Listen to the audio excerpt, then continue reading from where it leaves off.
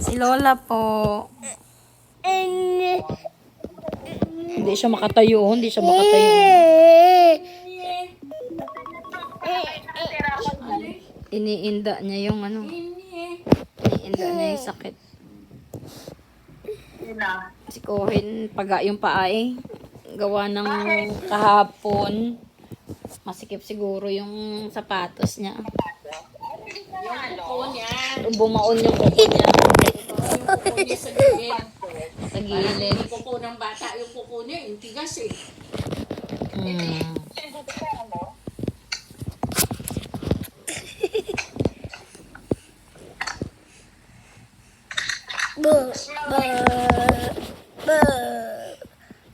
Uy, mag-adjust ka. Ano ka na?